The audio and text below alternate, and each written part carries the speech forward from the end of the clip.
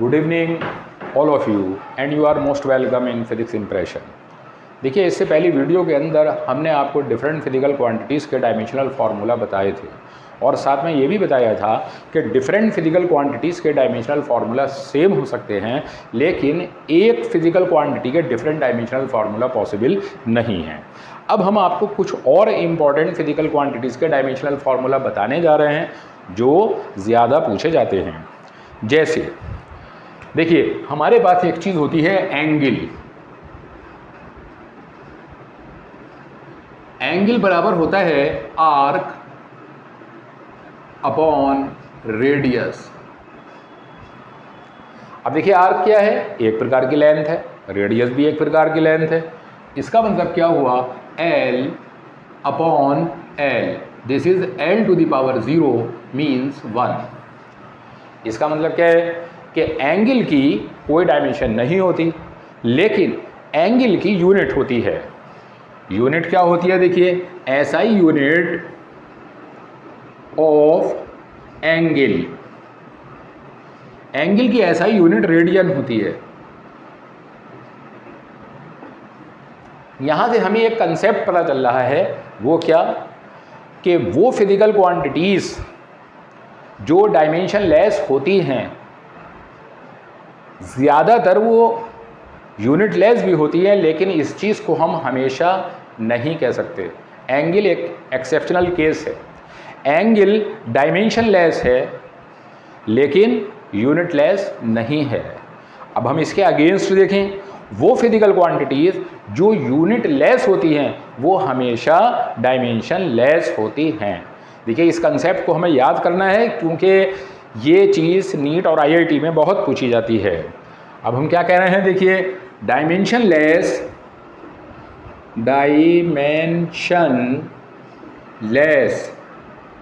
Physical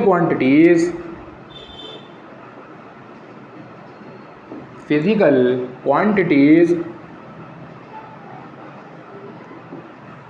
may और may not be unitless, may और may not be unitless। इसका मतलब क्या है कि डायमेंशन लेस फिजिकल क्वांटिटीज ज़्यादातर ऐसी होती हैं जो यूनिट लेस भी होती हैं, लेकिन ये बात हमेशा सही नहीं है। एंगल, यहाँ मैंने आपको एग्जाम्पल दिया, एंगल डायमेंशन लेस है लेकिन यूनिट लेस नहीं है और इसकी यूनिट रेडियन होती है। इसके अगेंस्ट अगर हम सोचें, जो फिजिकल क्वांटिटीज़ यूनिट लेस होती हैं वो हमेशा डायमेंशन लेस होती है। यानी unit less physical quantities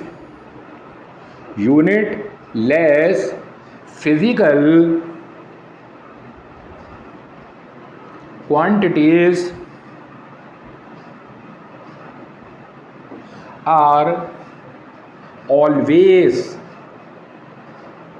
dimensionless।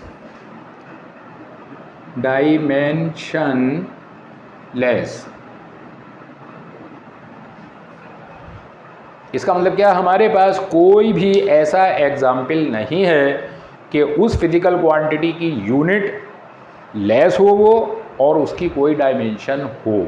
यानी जो यूनिट लेस होंगी वो डायमेंशन लेस हर 100% होगी, लेकिन जो डायमेंशन लेस हैं वो यूनिट लेस हो भी सकती हैं और नहीं भी। जैसे कि मैंने आपको एग्जाम्पल दिया एंगल का। एंगल डायमेंशन लेस है, यूनिट लेस नहीं है, लेकिन इसके अलावा जो फिजिकल क्वांटिटीज़ यूनिट लेस होती हैं वो हमेशा डायमेंशन लेस होती हैं। अब देखिए, अब मैं आपको बता रहा हूँ यूनिवर्सल ग्रेविटेशनल कांस्टेंट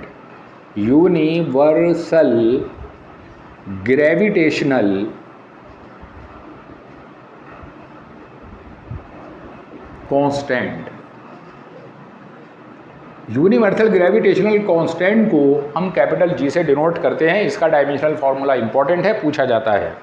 तो G = क्या होता है? F² upon m1 m2। अब देखिए, F क्या है? फोर्स का डायमेंशनल फार्मूला है ml T⁻², distance L L² upon M M, M से एक M cancel, this is m minus 1 L3 और t माइनस 2। इसका मतलब क्या हुआ कि यूनिवर्सल ग्रेविटेशनल कांस्टेंट का डायमेंशनल फार्मूला क्या होता है, m की पावर -1 L की पावर 3 t की पावर -2। अब अगर आपसे ये पूछा जाए कि यूनिवर्सल ग्रेविटेशनल कांस्टेंट में m की डायमेंशन, मास की डायमेंशन क्या है, तो -1 है, और लेंथ की डायमेंशन 3 है, और टाइम की डायमेंशन -2 है। इसी तरह से हमारे पास गैस कांस्टेंट होता है, गैस कांस्टेंट। गैस कांस्टेंट को हम R से डिनोट करते हैं, this is PV upon T। P क्या है, प्रेशर। प्रेशर का डायमेंशनल फार्मूला आपको बताया था, ml-1 T-2 upon temperature. Temperature का डायमेंशनल फार्मूला K होता है, तो this is ml-1 T-2 K-1। This is the dimensional formula of gas constant. इसी तरह से हमारे पास एक कोफिशिएंट ऑफ विस्कोसिटी होता है, कोफिशिएंट ऑफ विस्कोसिटी। इसको हम ईटा से लिखते हैं, और ये ईटा बराबर होता है F delta x upon A delta V। अब देखिए F क्या है यहाँ पे, फोर्स, डेल्टा x डिस्टेंस है, A एरिया है, और delta V change in velocity है। तो फोर्स का डायमेंशनल फार्मूला क्या होता है, ml-T-2 डेल्टा x यानी distance L upon L square, area का L square, into delta V L-T-1। देखिए वेलोसिटी हो या चेंज इन वेलोसिटी हो, डायमेंशनल फार्मूला सेम रहता है। अब देखिए L square cancel, this is m L-1 T-1। ये इसका डायमेंशनल फार्मूला हो गया, this is the coefficient of viscosity. अब देखिए इसी तरह से अब हम आपको बता रहे हैं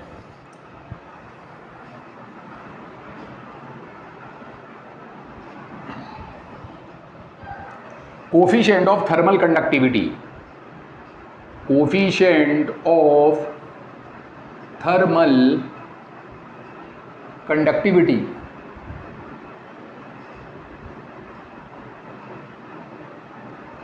जिसको हम K से लिखते हैं। Coefficient of thermal conductivity K बराबर होता है Q delta x upon A delta theta into T। यहाँ पे Q क्या है, heat energy, delta x distance है, A area of cross section है, delta theta change in temperature है, और T टाइम है। अब देखिए किसी भी प्रकार की एनर्जी हो, उसका डायमेंशनल फार्मूला ml-T-2 होता है, ये मैं पहले ही बता चुका हूँ। This is ml-T-2 delta x L upon L square, this is change in temperature K, this is time T। अब देखिए L स्क्वायर से L स्क्वायर कैंसिल आउट हुआ, this is ml-T-3 K-1, that is the coefficient of thermal conductivity. अब देखिए यहाँ आने के बाद डायमेंशनल फार्मूला तो बहुत सारे हैं, पूरी बुक भरी पड़ी है, लेकिन जैसे जैसे हमें ज़रूरत पड़ती जाएगी वैसे वैसे हम निकालते जाएंगे। अब हम आगे बढ़ते हैं, यूजेस ऑफ डायमेंशन या advantages of dimension.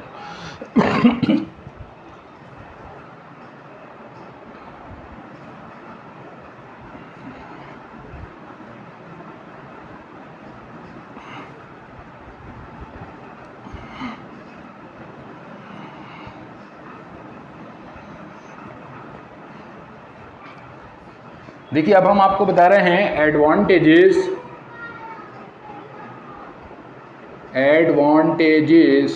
Of dimension method. Dimension method का एडवांटेजेस क्या हैं? देखिए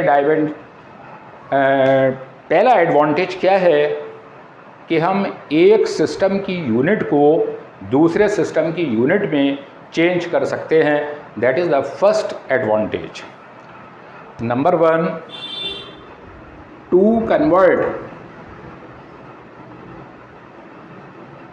convert the unit of one system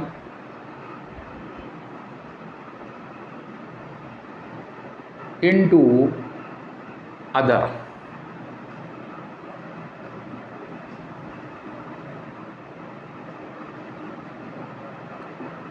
एक सिस्टम की यूनिट को दूसरे सिस्टम की यूनिट में हम चेंज कर सकते हैं। कैसे, देखिए, इसको ध्यान से देखिए। देखिए मेरे पास, देखिए मैंने आपको बताया था कि फिज़िकल क्वांटिटीज़ को मेज़रमेंट के बेस पर हम दो पार्ट्स में डिवाइड करते हैं, फंडामेंटल, डिराइव्ड। फंडामेंटल जिनका डायरेक्ट मेज़रमेंट पॉसिबल होता है, डिराइव्ड जिनका डायरेक्ट मेज़रमेंट पॉसिबल नहीं होता, मल्टीप्लाई या डिवीज़न से आता है, वो डिराइव्ड क्वांटिटीज़ कहलाती है। अब क्या होता है, देखिए फिज़िकल क्वांटिटीज़ के अंदर दो चीज़ें होती हैं, यानी कि हर फिज़िकल क्वांटिटी में दो चीज़ें होंगी। एक चीज़ उसकी न्यूमेरिकल वैल्यू और दूसरी चीज़ यूनिट। फॉर एग्ज़ाम्पल मेरे पास एक रॉड है, एक पेन है, सपोज़ इसकी लंबाई 10 सेंटीमीटर है। इसके अंदर 10 क्या है, मैग्नीट्यूड, सेंटीमीटर क्या है, यूनिट। इसका मतलब क्या हुआ कि इन दोनों में से अगर मैं किसी एक चीज़ को ख़त्म कर दूं तो ये इनकम्प्लीट है। फॉर एग्ज़ाम्पल मैं कहूँ कि इस पेन की लेंथ है 10, यूनिट गायब कर दी मैंने, तो ये इनकम्प्लीट। सपोज़ मैं ये कहूँ कि इस पेन की लेंथ है सेंटीमीटर, तब भी इनकम्प्लीट है। इसका मतलब क्या हुआ कि किसी भी फिज़िकल क्वांटिटी के अंदर दो चीज़ें होती हैं, एक न्यूमेरिकल वैल्यू और एक यूनिट। यानी एवरी फिज़िकल क्वांटिटी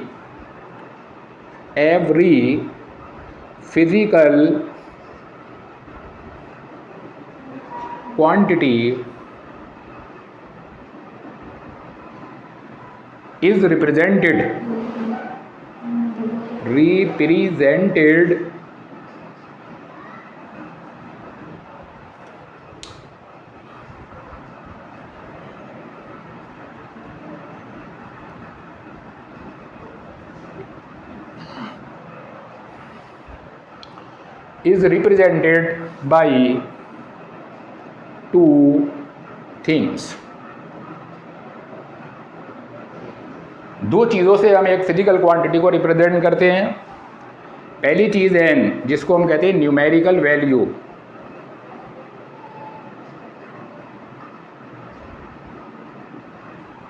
दूसरी चीज़ होती है यू फॉर यूनिट। यानी every physical quantity is represented by two things, number 1 numerical value, number 2 unit. अब देखिए क्या होता है कि मान लीजिए मेरे पास ये एक पेन है, इसकी लंबाई 10 सेंटीमीटर है। अब देखिए इसके अंदर मैग्नीट्यूड तो 10 हुआ और यूनिट सेंटीमीटर हुई। अगर मैं इसको मिलीमीटर में चेंज कर लूँ तो 1 सेंटीमीटर 10 मिलीमीटर के बराबर होता है, तो इसकी लंबाई हो गई 100 मिलीमीटर।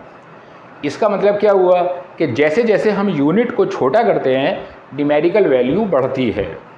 यानी कि न्यूमेरिकल वैल्यू और यूनिट एक दूसरे के इन्वर्सली प्रोपोर्शनल होते हैं। इट इज़ ऑब्जर्व्ड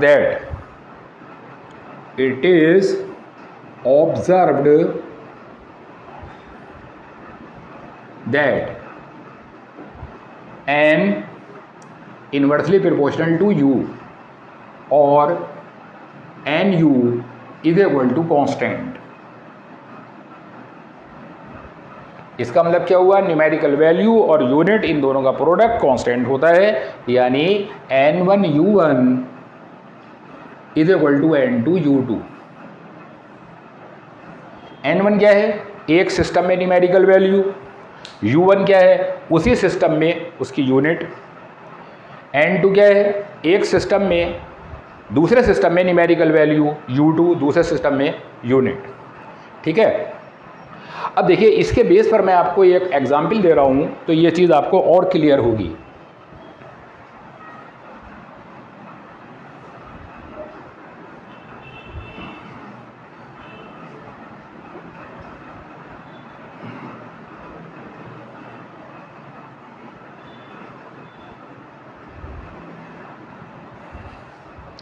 देखिए अब मैं आपको ये क्वेश्चन दे रहा हूँ, कन्वर्ट,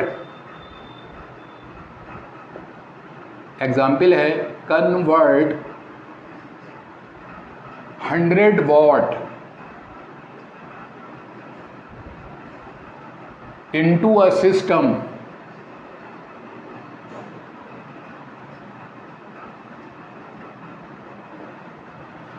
वाट को हमें एक ऐसे सिस्टम में कन्वर्ट करना है in which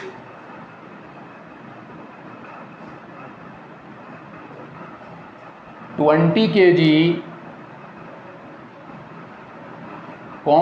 10 metre, 20 centimetre, 20 metre, 20 second.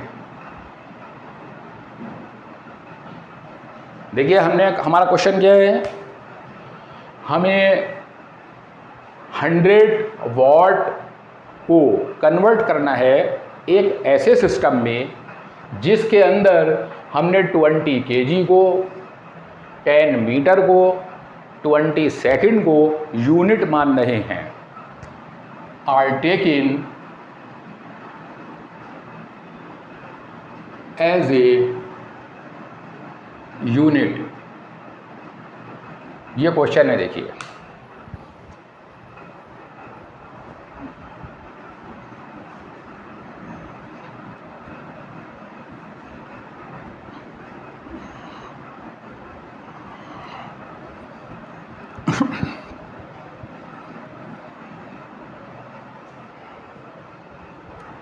देखिए हमारे पास N1 इज इक्वल टू कितना है, N1 है हमारे पास 100 वॉट, N1 की वैल्यू 100 हो गई, 100 वॉट।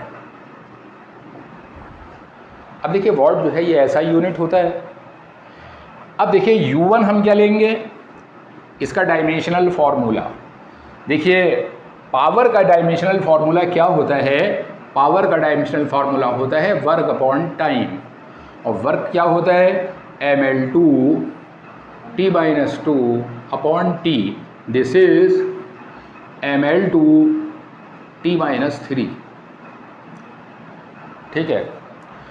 अब देखिए यहाँ पे U1 हमारे पास क्या हुआ, m1 पहले सिस्टम में, m1 L1 2 T1 -3। अब देखिए यहाँ M1 kg को डिनोट करेगा, L1 मीटर को डिनोट करेगा, T1 सेकंड को डिनोट करेगा। क्यों? देखिए वॉट जो है वो ऐसा यूनिट है। जब ये पूरी ऐसा यूनिट है तो इसका डायमेंशनल फार्मूला हमारे पास क्या आया है, ml2 t-3, यानी इसके अंदर m जो है, मास जो है वो kg में होगा, लेंथ मीटर में होगी, टाइम सेकंड में होगा। अब देखिए अब एक दूसरे सिस्टम के अंदर हमें इसकी न्यूमेरिकल वैल्यू निकालनी है। उस दूसरे सिस्टम में हम इसका डायमेंशनल फार्मूला क्या लिखेंगे, m2 L2 2 T2 -3। अब देखिए इस सिस्टम में M2 जो है वो काय को शो कर रहा है, M2 शो कर रहा है 20 kg को, यानी 20 kg को हमने यूनिट मान रखा है, दिस इज 20 kg। L2 कितना है देखिए हमारे पास 10 मीटर, और T2 हमारे पास कितना है, T2 हमारे पास है 20 सेकेंड। अब देखिए इसको हम फॉर्मूला लगाएंगे, क्या था, N1 U1 is equal to N2 U2। अब देखिए N1 हमारे पास कितना है 100 इंटू U1, देखिए हमारे पास क्या हुआ, डायमेंशनल फार्मूला लिखेंगे M1 L12 T1 minus 3, N2 हमें कैलकुलेट करना है, U2 हुआ M2 L22 T2 माइनस 3। अब देखिए यहाँ से हमें N2 की वैल्यू निकालनी है, तो N2 इज इक्वल टू क्या होगा 100 into M1 upon M2, L12 upon L22 into T1 minus 3 upon T2 minus 3। अब देखिए यहाँ पर हम क्या करेंगे, N2 इज इक्वल टू 100। अब देखिए M1 काय को रिप्रेजेंट कर रहा है, kg को, M2 काय को रिप्रेजेंट कर रहा है, M2 रिप्रेजेंट कर रहा है 20 kg को, दिस इज 20 kg। अब देखिए ये L1 अपॉन L2 का मैं इसे होल स्क्वायर भी लिख सकता हूं, तो L1 जो रिप्रेजेंट कर रहा है वो मीटर को, और L2 रिप्रेजेंट कर रहा है 10 मीटर को, इसका होल स्क्वायर। अब देखिए ये T1 अपॉन T2 है और पावर माइनस में है, हम इसको ऊपर नीचे कर देंगे तो पावर प्लस में हो जाएंगी, यानी इसको हम लिख लेंगे T2 upon T1, T2 upon T1 की पावर 3। अब देखिए इसमें M1 से M1 कैंसिल, kg से kg cancel, so this is 100 into 1/20 into 1/10 into 10। अब देखिए T2 जो है वो काय के बराबर है, T2 जो है हमारे पास 20 सेकेंड के बराबर है, तो 20 सेकेंड अपॉन सेकेंड का होल क्यूब, सेकेंड से सेकेंड कैंसिल। अब देखिए यहाँ पर हमारे पास ये 2 जीरो हैं, ये दोनों जीरो कट जाएंगे, क्या बचा 1/20 इंटू, अब देखिए यहाँ पे हमारे पास क्या बच रहा है 20 का क्यूब, यानी 20 इंटू 20, एक 20 से एक 20 कैंसिल, दिस इज 400 यूनिट। इसका मतलब है उस सिस्टम में जिसमें हमने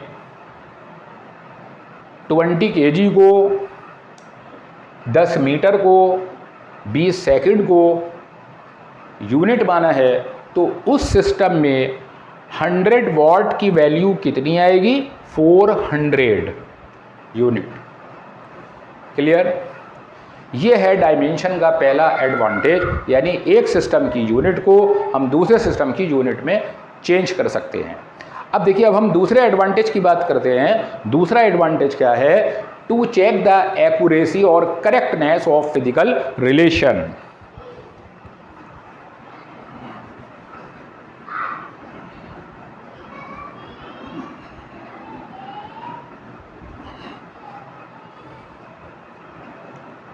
to check the correctness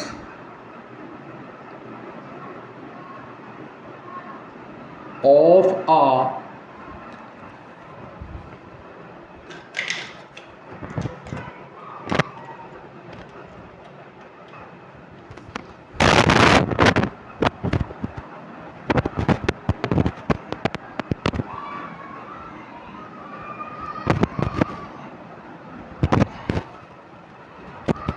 to check the correctness of a given physical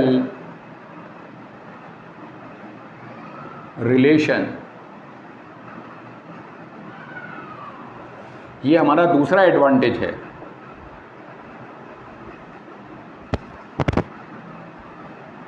देखिए कोई भी फिजिकल रिलेशन जो हमें दी गई है उसकी हम करेक्टनेस को चेक कर सकते हैं कि वो डायमेंशनली करेक्ट है या नहीं। इसके लिए हम क्या करते हैं, पहले हम उसका LHS लेते हैं, LHS का डायमेंशनल फार्मूला निकालते हैं, फिर RHS लेते हैं, उसका डायमेंशनल फार्मूला निकालते हैं। अगर दोनों का डायमेंशनल फार्मूला सेम आते हैं तो वो रिलेशन डायमेंशनली करेक्ट मानी जाती है। अब जैसे फॉर एग्जांपल मेरे पास ये एक इक्वेशन है S is equal to U T plus half A T square. अब हम इसकी करेक्टनेस देखना चाहते हैं कि ये इक्वेशन सही है या नहीं। क्या किया हमने, देखिए LHS लिया। LHS क्या है, एस क्या होता है, डिस्टेंस, डायमेंशनल फार्मूला L। अब हम क्या ले रहे हैं, RHS हमारे पास क्या है, UT plus half A T square is equal to. अब देखिए U क्या है, वेलोसिटी किसी भी तरह की हो, इनिशियल हो, फाइनल हो, साउंड की हो, लाइट की हो, सबका डायमेंशनल फार्मूला सेम रहता है, दिस इज LT-1। और टाइम का T प्लस, देखिए जब हम डायमेंशन मेथड को यूज़ करते हैं तो नंबर को छोड़ देते हैं, नंबर जो है वो डायमेंशन लेस होती है, तो यहाँ पे हमने हाफ को छोड़ दिया। तो ए क्या है यहाँ पे, एक्सीलरेशन, और एक्सीलरेशन की डायमेंशन होती है, डायमेंशनल फार्मूला LT-2 और टी स्क्वायर है टी स्क्वायर। अब देखिए क्या हुआ, L टी की पावर +1 - 1 0 प्लस L टी की पावर -2 + 2, ये भी 0 हो जाएगा। और किसी भी क्वांटिटी की 0 पावर 1 होती है, this is L plus L 2L, फिर से नंबर छोड़ देंगे L। इसका मतलब क्या हुआ कि LHS is equal to RHS। LHS का डायमेंशन और RHS का डायमेंशन दोनों सेम है। इसका मतलब क्या है कि given equation is dimensionally correct.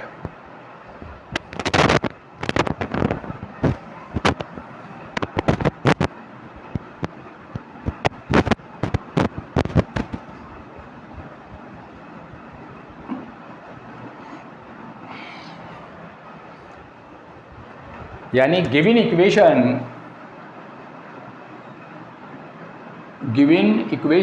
Is dimensionally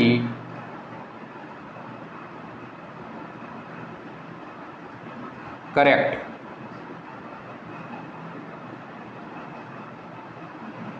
given equation is dimensionally correct. अब देखिए यहाँ हमारे पास एक कंसेप्ट आता है। देखिए ये जो इक्वेशन है S is equal to U T plus half A T square, ये बहुत कॉमन इक्वेशन है, इसको हम 9th क्लास से ही पढ़ते हैं। ये इक्वेशन सही है।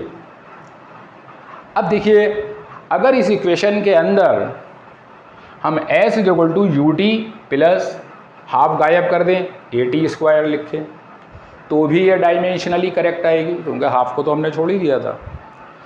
अगर मान लो हम इसको लिख दें S is equal to U T plus 2AT square, तो डायमेंशनली ये भी सही आएगी। इसका मतलब क्या हुआ, यहाँ से हमारे पास एक कंसेप्ट बन रहा है क्या, कि अगर कोई फिजिकल रिलेशन डायमेंशनली करेक्ट है तो वो मे और मे नॉट बी करेक्ट। वो करेक्ट हो भी सकती है, नहीं भी। If a physical relation is dimensionally correct, then it may or may not be correct। तो आज की वीडियो में हम इतना ही रखेंगे। हमें उम्मीद है कि आपको वीडियो पसंद आई होगी, तो वीडियो को लाइक, चैनल को सब्सक्राइब ज़रूर करें, और बहुत जल्दी हम एक्सपेरिमेंट भी शुरू करने वाले हैं। Thank you.